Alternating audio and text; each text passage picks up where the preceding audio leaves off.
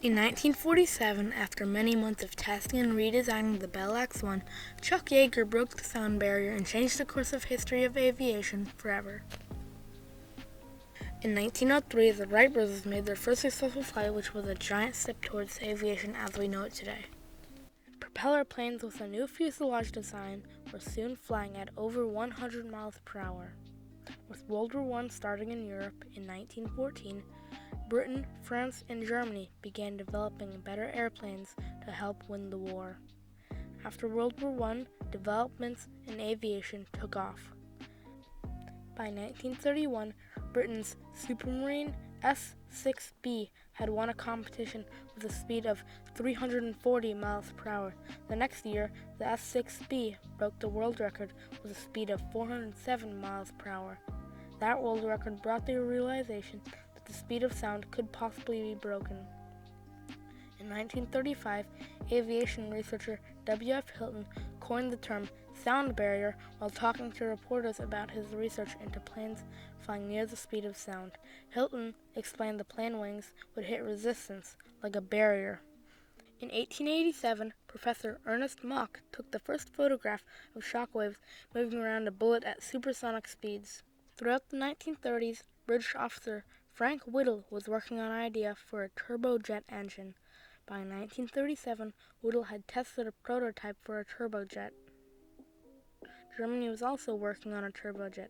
On August 27, 1939, the first jet aircraft, the Heinkel HE-178, was flown.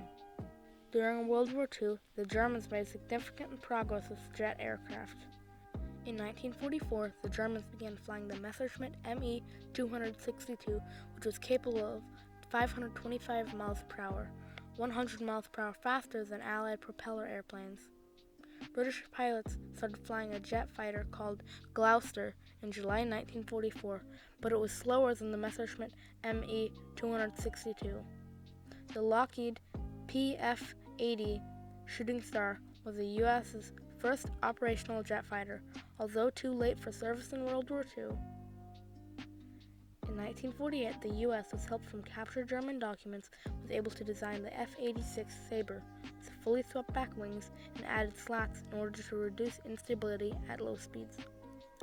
Around the same time, the Soviets built the MiG-15, also a swept-back wing fighter. The F-86 and MiG-15 both flew to the edge of supersonic flight.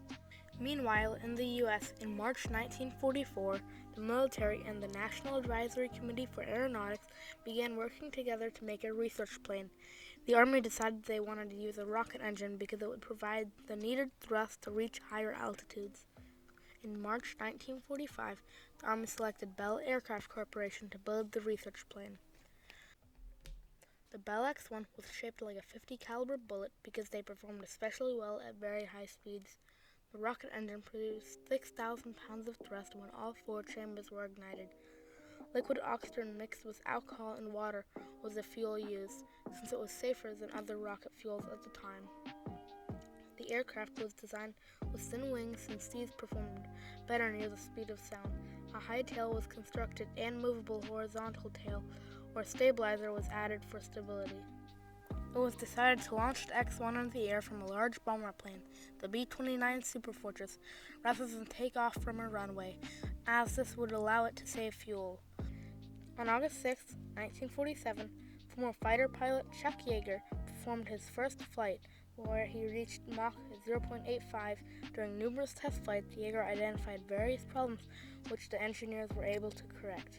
On the morning of October 14, 1947, Yeager met with the engineers to discuss the day's flight goal, which was Mach 0.96.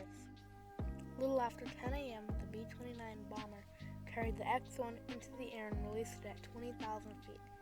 Yeager then powered all four rocket chambers and climbed to 35,000 feet. He shut off two rocket chambers and climbed to 40,000 feet. With only one-third of his fuel left, Yeager fired the third rocket chamber, and the X-1 climbed to 42,000 feet. The Mach meter showed Mach 0.96. Then the needle moved out of range, meaning that Yeager had broken the sound barrier at 662 miles per hour. Yeager kept flying and reached 700 miles per hour, or Mach 1.06, for 20 seconds.